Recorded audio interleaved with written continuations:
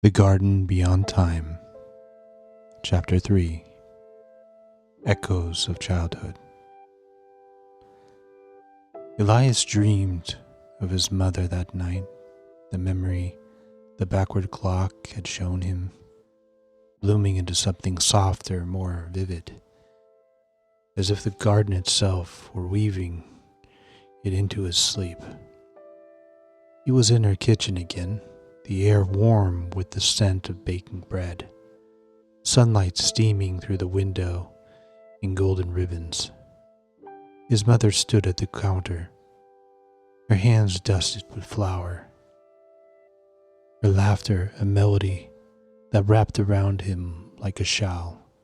"Elias, come here," she said, her voice as clear as the day he had lost her. He was 6 again, climbing onto the stool beside her, his hands sticky with dough as she handed him the pocket watch. "Wind it gently," she whispered, guiding his fingers. "Time is patient, but it needs care." But the dream shifted, as dreams often do. The sunlight dimmed, the kitchen growing cold, and his mother's laughter faded into a sigh. She turned to him, her eyes full of sadness he hadn't seen as a child, and said, "You'll find me in the garden, Elias. Don't be afraid." The pocket watch slipped from his hands. Its glass face shattered on the floor, and the sound jolted him awake. He sat up, his breath regged. Tears wet on his cheeks. The cottage was dark, the only light a faint glow from the embers in the hearth. The dream clung to him, heavy and real, as if he truly stood in the kitchen, felt his mother's hand on him. He wiped his eyes, his fingers trembling and glancing at the window. The fog outside was thin, the moon casting a pale sheen over Whitmere, its cottages silent in the pre-dawn hush. But Elias's mind was on the garden, on his mother's words. "You'll find me in the garden," and the memory the backwards clock had unearthed. He rose, pulling up his boots and putting on his coat, the fabric heavy with the scent of sea salt and oil. The journal lay on the table, its leather cover worn smoothly by years of handling. He opened it, flipped to the entry he'd written last night, and added one new line. "Dreamed of mother again. She spoke of the garden. I need to go back." He closed the journal and stepped outside, the air cold against his skin, the fog curling around his ankles like a cat. The gate was waiting, the honeysuckle blooms unfurling in the moonlight, their sweetness sharper in every hour. Elias pushed through, the iron bars cold under his touch, and stepped into the garden. The air thickened, warm and heavy, as if time itself were holding its breath. The garden was as he'd left it, yet it felt different, alive in a way it hadn't before. The ivy spilled over the stone paths, curling around rusted dials and shattered clock faces, their hands frozen at impossible hours. The sundial's shadow crept backward, defying the moon's faint light. The pendulum hung in the air, its brass surface shimmering, unmoving, yet humming with potential. Elias walked deeper, his boots silent on the mossy stones. He passed the roses, their petals folding into buds, and the lilies dropped with the weight of years they shouldn't have bore. But something had changed. A single bloom a rose he'd planted on only yesterday, opened and reversed, its petals unfurling backwards, revealing a heart of deep crimson that pulsed faintly, like the glowing bloom near the backwards clock. Another flower, a daisy he'd neutered last week, drooling as if it had aged decades overnight, its petals curling inward, brittle and gray. The garden pulsed with a secret rhythm, a heartbeat older than Widmere, and Elias could hear it, a low hum that vibrated in his chest. He reached the backward clock, its face still half hidden beneath the curtain of vines. The glowing bloom beside it pulsed brighter, its light casting faint shadows on the clock's symbols, spirals, stars, lines that seemed to shift when he looked too long. Elias knelt, his fingers rustling the vines aside, and studied the clock. Its hands ticked counterclockwise, each movement a soft rebellion against the world's rhythm. He didn't wind it this time. The memory of his mother too raw, the dizziness too fresh. Instead, he sat back, his gaze drifting to the glowing bloom, its light steady now, as if waiting. The garden was speaking to him, he realized, not in words, but in its blooms, its rhythms, its shifting time. It had shown him his mother, brought her voice back to him, but it was more than memory. It was alive, purposeful, guiding him towards something he couldn't yet see. Elias pulled the journal from his coat pocket and wrote, "The garden changes. A rose opens backwards. A daisy ages overnight. It pulses like a heart. It's showing me something, but I don't know what." He paused, then added, "Mother said I'd find her here. I think the garden wants me to look."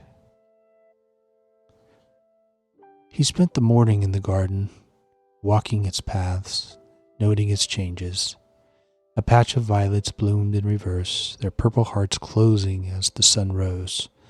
A cluster of quartz in the soil sparkling brighter, reflecting the glowing bloom's light. The pendulum's hum grew louder, a steady drone that seemed to match the rhythm of his pulse. Elias felt the garden watching him, its presence gentle but insistent, as if it were waiting for him to understand. When he returned to the cottage, the sun was high, the fog burned away, and Widmere was fully awake. He opened Thorn and Time, the shop's uneven chorus of ticks greeting him like an old friend. He worked through the morning, repairing a mantel clock for Lydia. Its chimes soft and clear when he finished, but his mind was elsewhere, on the garden, on his mother's voice, on the journal that now held more questions than answers. At noon, the shop door creaked open, and Miss Penwell stepped inside, her cane tapping the wooden floor like a metronome. She was a small woman, gray hair pinned tightly, her eyes sharp behind her wire-rimmed glasses. Her dress was the color of fog, its hem frayed from years of walking Widmere streets, gathering stories like a magpie. "Elias Thorn," she said, her voice crisp. "You've been keeping yourself in more than usual." Elias looked up from the mantel clock, his eyes steadily despite the jolt of her presence gave him. "Miss Penwell," he said, nodding. "Just been busy. Clocks don't fix themselves." He hemmed, her gaze sweeping the shop, lingering on the cuckoo clock on the table. Its birds still silent. "Busy, are you? Or hiding?" She stepped closer, her cane tapping, her eyes narrowing. I've lived in Whitmere longer than you've been alive, boy. I know its secrets, even the ones it doesn't want to tell you. Elias felt a chill through the shop. He set down the clock, wiping his hands on a rag, and met her gaze. I don't know what you mean, he said, his voice calm, though his heart wasn't. I fix clocks, that's all. Miss Penwell's lips thinned, but her eyes softened for a moment. My grandmother used to speak of a place in Whitmere, she said, her voice quieter now, almost reverent. A place where time bends, where the past isn't past. She called it the Time Garden, said it was hidden, but it always found those it needed. She leaned forward, her cane creaking. You've got that look, Elias, the look of someone who's seen it. Elias's breath caught, but he kept his face still, years of solitude teaching him how to hide.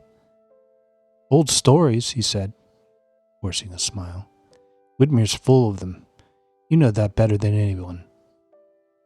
She studied him, her gaze piercing, then straightened, her cane tapping once more. Maybe, she said, but stories have roots, and have always been good at digging. He turned to leave, then pushed at the door, glancing back. Be careful, Elias Thorne. Some secrets don't like being kept. The door creaked shut behind her, and Elias exhaled, his hands trembling now. He looked at the journal, its leather cover a silent weight on the table, and knew he couldn't ignore the garden any longer. It was waking. Its rhythm grew stronger, and it wanted him to listen. That night, he dreamed of the garden again, not his mother this time, but a memory he didn't recognize. He was a child, no more than 10, standing at the gate, the honeysuckle blooms glowing in the moonlight. He was crying, his chest tight with grief, his mother's death still raw. The garden opened to him, its air warm, its hum soothing, and he stepped inside, the gate closing behind him. The backward clock ticked, his hands moving counterclockwise, and the pain in his chest eased, just a little. When he woke, the dream was gone, erased from his conscious. But the garden remembered, and now Elias knew it was calling him back.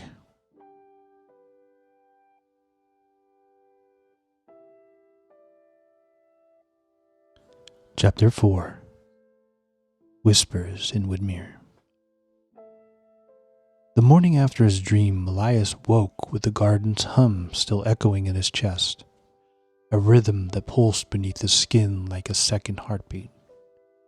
The cottage was quiet, the embers in the hearth reduced to ash, the air tinged with the faint scent of sea salt that slipped through the cracks of the window frame. He dressed slowly, his movements deliberate, pulling on his worn trousers and coat, the fabric heavy with the weight of yesterday's oil and sweat. The journal lay open on the table, his pages filled with his hurried scrawled notes on the backwards clocked. The glowing bloom, the memory of his mother, the erased childhood visit. He traced the last line with his finger. The garden remembered, even when I didn't. It closed it, the leather covers snapping shut with a soft thud. He stepped outside, the fog thinner now, revealing Whitmere in soft grays and greens. The gulls wheeled overhead, their cries sharp against the murmur of the sea, and the cobblestones of Morrow Street glistened with dew. Elias walked to Thorne in time, the shop sign creaking in the breeze, and unlocked the door. A familiar chorus of ticks greeted him, grandfather clocks with deep bellows, mantel clocks with delicate chimes, pocket watches whispering secrets only he could hear. He set to work, repairing a pocket watch for Jonah, the sailor. Its hands bent from a fall, but his mind was elsewhere, on the garden and its growing strangeness. By midday, the shop door creaked open, and Lydia, the baker, stepped inside, her apron dusted with flour, her cheeks flushed with the heat of her ovens. She was a stout woman in her 30s, her dark hair tied back in a messy bun, her hands rough from kneading dough. She carried a basket of bread. The scent of rye and yeast filled the room, and set it on the counter. "Elias," she said, her voice warm but hesitant, "I brought you a loaf. Thought you might need it." Elias nodded, accepting the bread with a small smile. "Thank you, Lilia. You didn't have to." She lingered, twisting her apron in her hands, her eyes darting to the clocks lining the walls. "I've been having dreams," she said finally, her voice dropping. "Strange ones, like last night. I heard my mom singing a lullaby she used to sing when I was little. I could smell her kitchen, feel her hand on my head. It was so real, Elias, like I was there again. She'd been gone for 10 years, but I felt fresh." Elias' breath caught, his finger pressing on his pocket watch. He thought of his own dream, his mother's voice, the garden's hum. "Dreams can be powerful," he said carefully, keeping his tone neutral. "Maybe it's your mind remembering." Leela shook her head, her brow furrowed. It wasn't just a memory. It was clear, like I could reach out and touch her, and it's not the first time this week. The others are talking too, Jonah, Miss Penwell, even the butcher. Strange dreams, sudden clarity. Do you think it's the fog or something else? Elias felt a chill through the shop, though the shop was warm. He forced a smile, setting the bread aside. "Could be the season," he said. "Autumn brings odd nights. I wouldn't worry." She studied him, her gaze sharp, then nodded slowly. "Maybe, but it feels connected somehow." She turned to leave, paused at the door. "If you hear anything, Elias, let me know. I'd like to understand." The door creaked shut behind her, and Elias exhaled, his hands trembling as he returned to the watch. The afternoon brought Jonah, his weathered face lined from years of sea, his coat damp with salt spray. He carried a broken compass, its needle spinning uneasily, and set it on the counter with a grunt. "Caught it in a storm," he said, his voice rough. "Worth fixing if you can." Elias nodded, examining the compass, but Jonah didn't leave. He leaned against the counter, his eyes distant. "Been dreaming, too," he said, almost to himself. "Last night, I heard my brother's voice, Tom, lost at sea 20 years ago. He was calling me, clear as day, like he was on the deck beside me. Smelled the salt, felt the waves, woke up with tears in my face, and I don't cry, Elias." Elias' heart thudded. The garden hum growed louder in his mind. He thought of the backward clock, the glowing bloom, the memory it had shown him. "Sounds like a strong memory," he said, keeping his voice steady. "The sea leaves its mark." Jonah shook his head, his jaw tight. It wasn't just a memory. It was real, like he was there. Others are saying the same. Lilia, the butcher, even Mrs. Penwell, been muttering about it. Old tales. "You notice anything odd, Elias? You're always watching." Elias met his gaze, his own eyes guarded. "Just clocks," he said. "They keep their own time." Jonah grunted. unconvinced, and left, the compass clicking softly as Elias set it aside. By evening, the shop was quiet again, the ticks blending into a steady rhythm. Elias locked the door and stood outside, the fog rolling in thicker now, wrapping Widmer in silence. He watched the townsfolk from a distance. Lilia sweeping her bakery steps, Jonah heading towards the cliffs, Miss Penwell peering from her window. They moved through their routines, but there was a restlessness in their steps, a shared unease he couldn't ignore. The garden was reaching beyond its gate, its influence seeping into Widmer, stirring memories long buried. He walked back to his cottage, the journal heavy in his coat pocket, and he sat at the table. He opened it. The ink still wet from his last entry, he wrote, Ilya dreamed of her mother's lullaby. Jonah heard his brother's voice. The garden is waking others, not just me. It's opening their hearts, but why? He paused, the pen hovering, and added, Miss Penwell knows something. She suspects me. I need to be careful. That night he returned to the garden, the gate yielding silently under his touch. The air was thick, warm, the hum stronger now, vibrating the ivy, the roses, the backward clock. He stood before it, the glowing bloom pulsing brighter, its light casting shadows on the clock's symbols. He didn't wind it, the memory of his mother still too raw, but he felt its pull, a quiet call to understand. The garden was more than enchanted, he realized. It was purposeful, guiding him, guiding Widmer towards something he couldn't yet see. He walked the paths, noting the changes, a cluster of violets bloomed in reverse, their purple hearts closing as he passed. A patch of quartz glittered, reflecting the bloom's light like stars. The pendulum hum grew louder, a steady drone that matched his pulse. He stopped at the hourglass tree, its sap running both up and down, its leaves falling upward, and felt a shiver. The garden was unraveling time, not just for him, but for the town.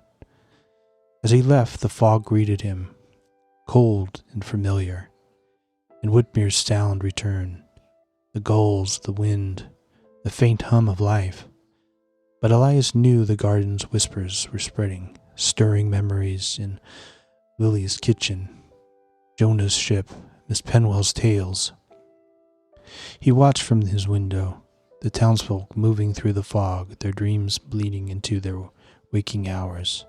The garden was waking, and Elias began to suspect he was not its only keeper. Outside, the fog curled tighter around Widmer, guarding its secrets, and in the garden, the glowing bloom pushed again, faintly, as if it knew the town was listening.